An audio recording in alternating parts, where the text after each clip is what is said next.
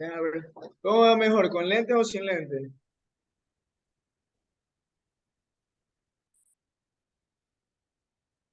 Muy buenas tardes, pues a todos nuestros seguidores de la página del Reino de María. Recuerda suscribirte y compartir esta información. El día de hoy tenemos invitado, él es Adolfo, por ahí dice Warner Almeida Poveda. Conozco como Adolfo, pero bueno. Vamos a hablar un poquito sobre, luego me explicarás, porque yo no sé si es una devoción, si es un tratado, ¿ya? Pero bueno, vamos a hablar un poquito sobre Luisa Picareta y esta devoción a la divina voluntad. Entonces, ¿qué tal, Adolfo? ¿Cómo estás? ¿Qué tal, Santiago? Buenas tardes con todos. Sí, en efecto, como tú mencionas, no es una devoción, no es una espiritualidad, no es un carisma y lo vamos a ir desglosando, ¿no? En el proceso. Y en cierta forma, la divina voluntad vendría a ser no de Luisa, sino de Dios a través de Luisa en la obra de la santificación. Vamos a mencionarlo así, al final lo vamos a comprender, ¿no? Es como decir, en la redención no le pertenece a María, María viene a ser corredentora. En este caso viene a ser Luisa, la secretaria de esta obra de santificación que Dios quiere hacer, no solo con la iglesia, sino con la humanidad entera. ¿Bien? Sí, aquí voy a leer algunas, por decir así, características de Luisa, ¿no? Cualquier cosa tú me corriges porque yo realmente sé muy poco de ella, pero dice que es también llamada la hija o hijita de la divina voluntad, una mística escritora reconocida por sobrevivir solo con hostias por 65 años, dice. Se estudia su posible canonización como santa en la Iglesia Católica. Murió el 4 de marzo de 1947 en Italia. Entonces, creo que está en la categoría de sierva de Dios. Entonces, explícate un poquito quién fue Luisa Picareta y realmente, pues, si está canonizada por la iglesia, hay como, digamos, que algunos milagros. Explícanos un poquito, háblanos un poquito sobre él. Bueno, en el tema de Luisa, concreto, entra en este momento en proceso de beatificación. El proceso se abrió en el año 94. Eh, Ella realmente no aspiraba a aquello, ¿no? Porque Jesús en los escritos, que son 36 libros, que luego veremos cómo está clasificado cada sección de libros, le menciona que no se trata de hacer una santa más, ¿no? Eh, Porque en estos escritos Jesús nos muestra la finalidad para la que fuimos creados, que no es solo la santidad humana hasta donde la habíamos conocido hoy en día, en tantos santos que tenemos de ejemplo: Tomás de Aquino, Francisco de Asís, Domingo de Guzmán, Martín de Porres, Rosa de Lima, Teresa de Ávila, Juan de la Cruz, Felipe Neri, Pío de Pietrelcina, y así podemos seguir nombrando, sino que va más allá. Eso es lo que conocíamos y es justo que llegáramos hasta donde conociéramos. Pero ¿qué hay más allá? ¿Cuál era la finalidad de la creación del hombre? Entonces, Luisa sí pasa por el camino de la santidad humana, ¿no? En los 10 primeros volúmenes está todo ese caminar y luego Jesús fue una preparación que le hizo para un desposorio místico que la lleva hacia la santidad de vivir en la divina voluntad, donde no se trata solo de hacer la voluntad de Dios, que es lo que todos nosotros conocemos y queremos, sino de vivir en la voluntad de Dios. Eso es lo que marca un punto de diferencia. Bueno, Luisa, de pequeña, tenía un temperamento muy curioso, era súper tímida, se escondía, llegaban personas a visitar a la casa, ella no podía estar en donde había muchas personas, se metía debajo de la cama. Había una característica muy particular: ella tenía miedo del demonio, sentía que por todas partes se la perseguía y todo esto. Ella se escondía, rezaba Padre Nuestro, Ave Marías, Padre Nuestro, Ave Marías, Padre Nuestro, Ave Marías, ¿no? Alrededor de los 13 años ella tiene una visión donde escucha como que una aglomeración de personas, gritos, lamentos, así, y ella se asoma en su balconcito y ve lo que es Jesús camino al Calvario. En ese momento, Jesús la regresa a mirar todo ensangrentado, castigado como estaba él, no es una experiencia mística que ella tiene, y le dice, alma, ayúdame. Estas son las palabras características de la misión de Luisa. Entonces Luisa entra así como en shock, tal que se desmaya, ¿no? Luego regresa, y empiezan a suceder cosas interesantes en su vida, ¿no? Empieza a veces a entrar en estados de petrificación. ¿Qué es eso? Luisa estaba postrada en cama, en un alma víctima. Ningún médico pudo encontrar un origen para determinar una enfermedad para que ella permanezca en ese estado. Por eso en sus escritos encontramos que repetidamente ella menciona continuando en mi habitual estado. Su cuarto era de 2 por 1 metro, algo muy pequeño. Entonces, bueno, empieza a sufrir todo esto hasta que definitivamente queda postrada en cama. Claro, Jesús no la hace alma víctima, Jesús le propone, ella acepta, que es lo que Dios hace constantemente. Él no nos impone su voluntad, Él nos hace propuestas. Pues tenemos tantos ejemplos en los evangelios también. Pero bueno, continuando con Luisa, ¿qué sucede?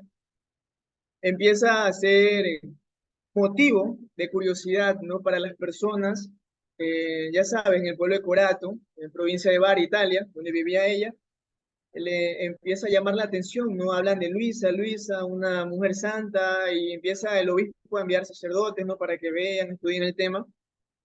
Y con el tiempo, por orden del obispo mismo, ¿no? Un sacerdote tenía que ir a celebrar la misa en su cuartito a las 6 de la mañana todos los días. Es muy interesante porque en ese tiempo eso no era común realmente, ¿no? Ella no tuvo director espiritual, ella tuvo confesores, ¿no? El director espiritual de ella, por excelencia, siempre fue el mismo Jesucristo. Esto también marca un punto de diferencia en nuestra forma de ver el camino de santidad, en romper esa dependencia de una dirección espiritual necesariamente, que no es mala, ojo, es buena, que no se tiene que convertir en una dependencia para el alma dirigida ni para el director, es el objetivo, ¿no? Pero bueno, confesores van, confesores vienen, sucede algo muy interesante también. Ella, como mencionaste tú, vivía solo de la Eucaristía, ¿no? Tenía que tomar alimento por obediencia. El obispo le manda una orden directa porque ella no quería ingerir alimento porque lo vomitaba. Pero por obediencia, una vez al día tenía que ingerir una pequeña cantidad de alimento, a pesar de que lo vomitase intacto y con un aroma agradable. Es decir, su único alimento era la Eucaristía, ¿no? Bien, otro dato curioso es que en las noches ella no dormía como tú, como yo y las personas que conocemos, que nos da sueño y nos dormimos, ella moría. El estado de petrificación en el que ella caía era un estado de muerte. Jesús se llevaba el alma de ella muchas veces a recorrer el mundo, al cielo y a muchos otros lugares. ¿Cómo regresaba el alma de Luisa a su cuerpo? Solo había una forma en que su alma retornara al cuerpo: a través de la bendición de un sacerdote, sin importar el sacerdote que fuese. Puede ser santo nivel 10 o no santo nivel 0.10, pero solo con la bendición de un sacerdote, Luisa regresaba a su cuerpo. Nada más la sacaba del estado de muerte, quedaba sin signos vitales, totalmente. Por eso te digo, son características particulares que no encontraremos en la vida de ningún santo, porque no se trataba de hacer otro santo. Luisa es el medio para la tercera obra de Dios en la humanidad, que es la santificación por medio del Espíritu Santo.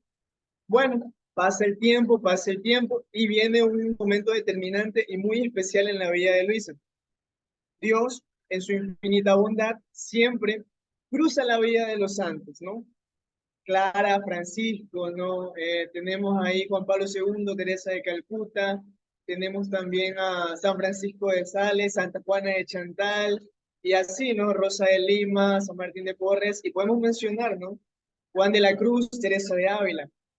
Entonces, en la vida de Luisa, ¿quién aparece? Aparece San Aníbal María de Francia, actualmente canonizado por la Iglesia Católica, fundador de la Orden de los Rogacionistas y de las Hijas del Divino Celo, sacerdote que durante 17 años tuvo relación eh, espiritual con Luisa y fue su confesor también. No solo eso, sino que por orden del obispo de Trani, Él fue el censor de los escritos, revisor. Él, antes de morir, dejó totalmente aprobado los 19 primeros volúmenes de los 36 escritos. ¿Por qué no aprobó los demás? Porque cuando él muere, Luisa estaba escribiendo el 20. Entonces, lógicamente, no iba a poder aprobar los demás. Pero ¿qué sucede aquí? San Aníbal María de Francia tiene una participación muy especial en esto. Tal es así que en el punto cumbre de su vida, él mismo manifiesta con palabras que ya ni siquiera se ocupa de sus institutos, o sea, de lo que él fundó, sino que se ha dedicado por completo a esta gran obra de la divina voluntad. Le encargó a otras personas que se pongan a administrar sus institutos y esto, ¿no? De religiosos y religiosos. Y él se encargó por completo a la obra, a la difusión. Hizo 4 ediciones del libro de las Horas de la Pasión, totalmente aprobado por la Iglesia. Las imprentas de sus fundaciones las utilizaba para generar copias de estos libros.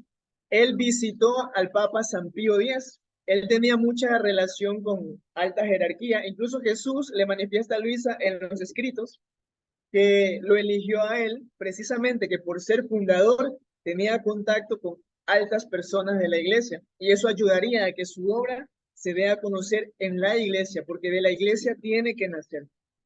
Entonces, al visitar al Papa San Pío X, San Aníbal María de Francia le lleva el libro de las Horas de la Pasión y le empieza a leer un poco. Cuando él está leyendo, el Papa San Pío X le dice, de rodillas, Padre, porque el que está hablando es Jesucristo. San Aníbal María de Francia, muy contento con esta respuesta de parte del Papa, regresa con mucha más fuerza a trabajar en esta obra de la Divina Voluntad, difundiendo el libro Las Horas de la Pasión y la Virgen María en el Reino de la Divina Voluntad. Tal es así que para los últimos años de su vida, en comunicaciones que tenía con Luisa de manera epistolar a través de cartas, él le expresaba que su oración en las mañanas era una hora de la pasión, leer detenidamente parte de los escritos, de los volúmenes que él ya tenía en sus manos, hasta que Dios decidió ya llevárselo, ¿no?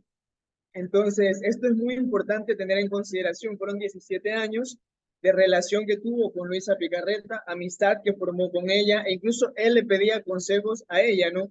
Ah, otra cosa muy interesante, Luisa ni siquiera terminó la primaria, ¿no?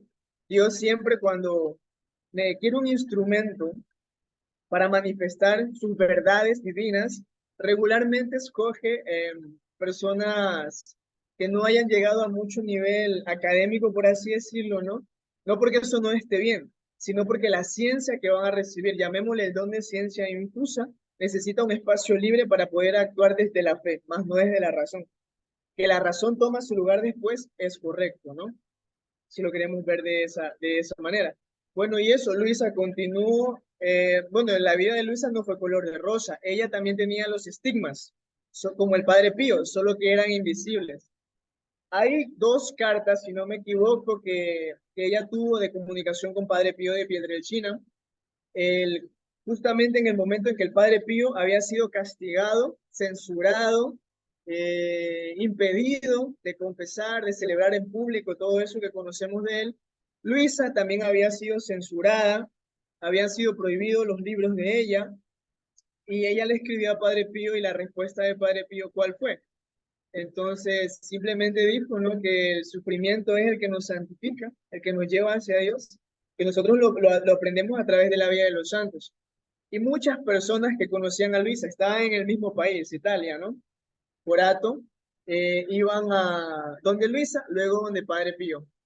Hay varios testimonios de algunas personas que le iban a hacer preguntas a Padre Pío sobre esto de Luisa, y el Padre Pío lo único que decía era, háganlo, está muy bien. Por ejemplo, el caso de un joven que le llegó a preguntar si era verdad que lo que hacía grandiosa a la Virgen María no era la Asunción, no era incluso el ser inmaculada ni el ser Madre de Dios, sino que ella jamás hizo un solo acto de voluntad humana sin Dios. Padre Pío, ¿qué responde? Esa es la verdad, esa es toda la verdad. Inmaculada, es decir, su voluntad humana, la voluntad humana de María jamás se separó de Dios desde el momento de la concepción. fue concebida inmaculada, fue concebida en la divina voluntad. Luisa es la primer criatura a quien Jesús le enseña a vivir en su voluntad, pero Jesús y María vivieron en la divina voluntad. Y hay uno que fue creado en la divina voluntad, que es Adán, ¿no? Entonces, bueno, más adelante iremos desglosando esa parte, ¿no? Para terminar el tema de Luisa, ¿no? Luisa aceptó, no protestó, la iglesia es madre, tal como el Padre Pío también lo aceptó. Aceptó la censura, aceptó que se prohíba la lectura de sus libros. Ella incluso escribió una carta donde dijo, si lo consideran cosa de nada, destruyanlo. Punto. ¿Por qué? Ella nunca escribió, a diferencia de muchas personas que conocemos hoy en día, católicos incluso, ¿no?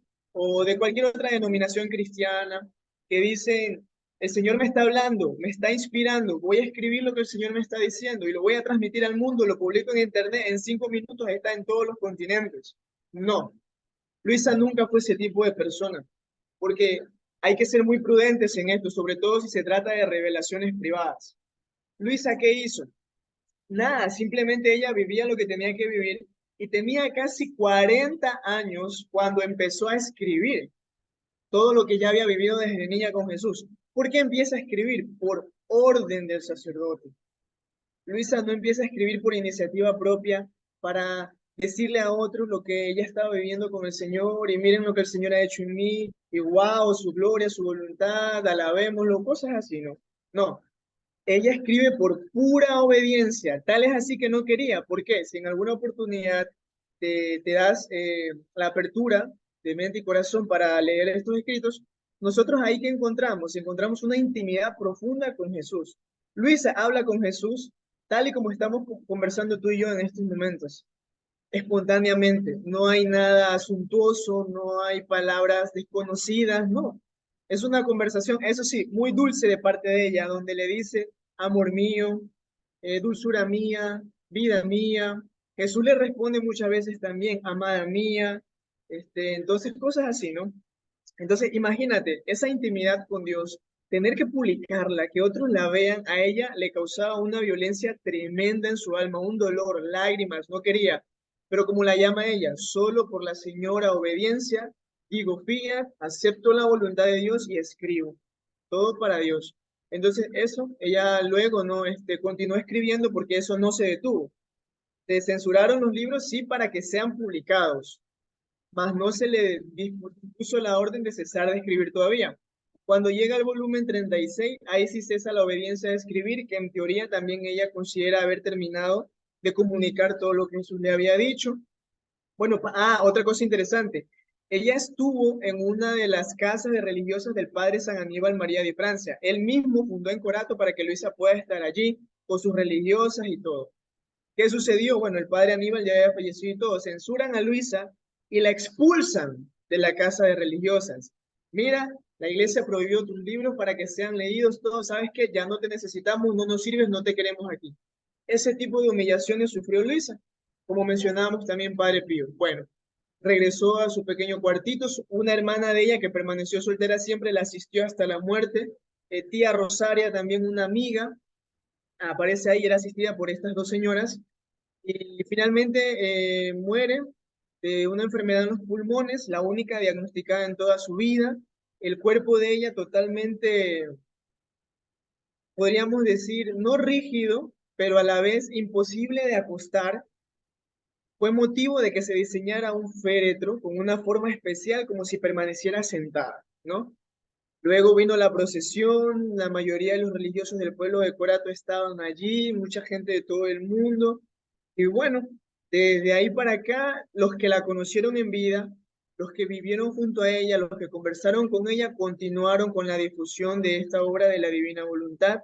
Ha pasado mucho tiempo, hay muchos que ya han fallecido, pero hicieron arduamente cenáculos, conferencias, trabajaron para que los escritos regresaran a ser públicos, para que empiece su causa de beatificación y todo eso. Tal es así que actualmente existe en Italia la Pía Asociación de los Hijos de la Divina Voluntad, dirigida por un sacerdote, y existe también la Congregación de Benedictinos y Benedictinas de la Divina Voluntad, que tiene aproximadamente 7 años de fundación. un monasterio benedictino como tal, con espiritualidad benedictina como tal, pero con la finalidad de vivir la divina voluntad dada por Luisa, que en cierta forma es el mensaje, ¿no? Se trata de un mensaje universal. Eso en lo que respecta a Luisa Picarreta. Bueno, es muy interesante todo lo que nos dices y veo que tienes un amplio conocimiento de Luisa, especialmente de su vida y de sus escritos. Realmente hay algunas preguntas que surgieron, algunas preguntas que quisiera hacerte. Tal vez no voy a abarcar todo en un solo video. Si tienes disponibilidad, podemos también hacer también una segunda parte hoy mismo. Pero el asunto es, por ejemplo, hablando un poquito del estado de ella, porque eso no me quedó muy claro. Creo que ella fue religiosa en un comienzo y después fue expulsada de la comunidad religiosa. Eso trataste como de decir. Entonces, digamos que no, vivía en una No, comunidad religiosa. mira, bueno que topas esa parte. Precisamente ella quiso ser monja. Nunca lo logró, no la aceptaron. ¿Por qué? Por su precaria salud y lo raro de su estado. Entonces, incluso en el volumen uno ella le expresa a Jesús: me engañaste, me mentías, yo te pedí que quería ser religiosa, tú me dijiste que lo iba a hacer, pero al final no ha sido verdad. Y Jesús le contesta: yo no sé engañar ni me sé burlar. Te lo dije y tú serás, pero tú serás la verdadera monjita de mi corazón. Es decir, no la quería dentro de una orden religiosa, no la quería dentro de las paredes de normas, de estatutos, no la quería dentro de las paredes de una obediencia ciega a un superior. No porque eso fuese malo, sino porque lo que quería hacer con Luisa no era cualquier cosa, no era cualquier misión, es la misión, es el tercer día de la humanidad.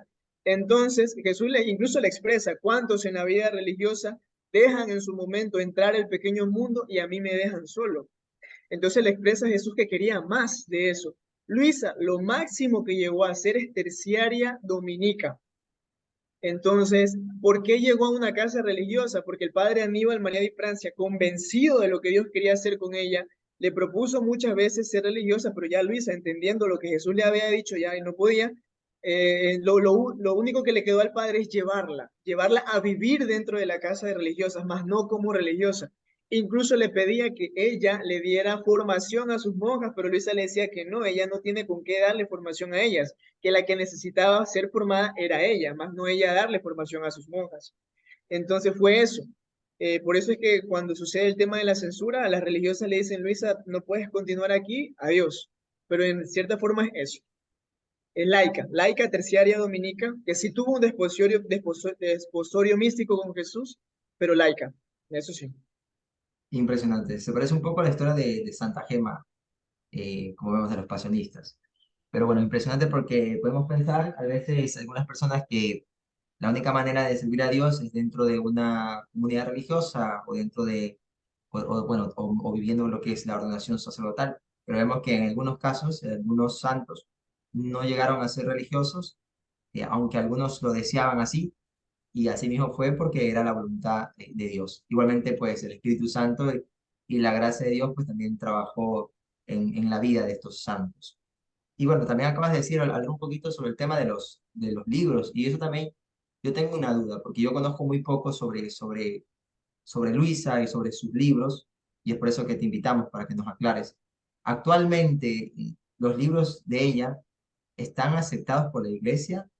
¿Hay algún libro que sí, otro que no? ¿O cómo sería el estado, la condición actual de sus libros? Bien, buena pregunta. Los 19 primeros quedaron aprobados por San Aníbal María de Francia.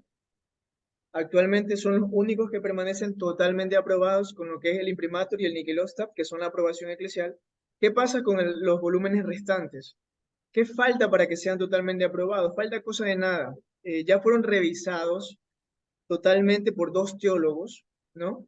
Entonces, es como cuando una persona que se va a graduar presenta su trabajo de titulación, ¿no? Y el revisor te pone 10 y el docente que te está escuchando tu sustentación una vez terminada te pone 10, falta que te aparezca en la plataforma, ¿no? Es decir, falta es eso, no falta más. No hay nada contrario a la doctrina de la fe. Es la conclusión de ambos teólogos, ¿no? Esa información está al alcance de todos, la pueden buscar en el internet. Y hay otro dato muy interesante. Hay una biografía oficial salida del Vaticano de Luisa Picarreta que se llama El Sol de mi Voluntad. Y la mayoría de las biografías de ella son escritas por sacerdotes. Tenemos así que es La mística Luisa Picarreta y la Divina Voluntad, escrita por el padre Ángel Peña, es de la Orden de Agustinos Recolectos del Perú, ¿no? Hay otro que se llama Memorias de Luisa Picarreta, que es por el padre Bernardino Giuseppe Busci, que ya falleció. Y tenemos también una muy interesante que se llama Una vida al revés, que es escrita por el padre Francisco María Marino. Él es dominico, ¿no? Entonces, regularmente, al pensar en el tema de los escritos y la censura y eso, uno tiene que ver un poco más allá, ¿no? La vida de Luisa, o sea, no hay ningún santo que haya estado tan rodeado de sacerdotes como ella, para empezar. Fueron muchos sus confesores. La Eucaristía diaria por orden del obispo, es una mujer que vivía solo de la Eucaristía. La relación que tuvo con San Aníbal María de Francia, que incluso dejó todo para dedicarse a la obra de la Divina Voluntad, y es algo muy interesante. No lo vamos a encontrar realmente. Con humildad de corazón se tiene que aceptar esto. No se encuentra en la vida de ningún otro santo. Y bueno, pues sus volúmenes, quien participó mucho para que estos volúmenes regresaran al alcance de nosotros, a las manos de nosotros, que en internet están, y uno los descarga y están los 36, fue Benedicto XVI por el gran apostolado de José Luis Acuña, quien ya falleció también, que fue uno de los traductores de los escritos del italiano al castellano junto con el doctor Salvador Tomasini. José Luis Acuña le fue a presentar esto al Papa Benedicto, ¿no? El Papa Benedicto le dice, justamente estoy de vacaciones, así que tengo el tiempo para leerlo. Y lo hizo, y lo que le contestó a José Luis Acuña luego de haberlos leído es cómo puede ser que este tesoro esté aún dentro del Vaticano, porque claro, los libros fueron censurados, pero estaban todos en el Vaticano, fueron devueltos a Corato y fueron abiertos a la difusión nuevamente, porque como sierva de Dios, Luisa, ahora se le puede tener una devoción personal, ¿no? Entonces, en el tema de los escritos es eso. ¿Qué pasa en ese tiempo? Nosotros no teníamos lo que tenemos ahora, no podíamos reunirnos por plataformas mediante la cual estamos reunidos tú y yo, ¿no? Existía lo que es el índice de libros prohibidos, que ya no existe. Desapareció. ¿Por qué desapareció? Miremos los signos de los tiempos. Existía porque en aquella época las personas cualquiera escribía, revelación, revelación, revelación, tengan, y se expandía, ¿no? Y no sabía si era contrario a la doctrina de la fe. Hoy en día, ¿por qué ya no existe? Porque si yo escribo algo y lo publico en internet, como te mencioné en el inicio, en 5 minutos está en todo el mundo, hasta que la iglesia lo revise, diga sí o diga no, ¿qué va a pasar? Ya todo el mundo lo ha leído, ya todo el mundo lo conoce. Por eso desapareció el índice de libros prohibidos. No hay un alcance de control hoy en día con el tema de la globalización, la tecnología y la era digital.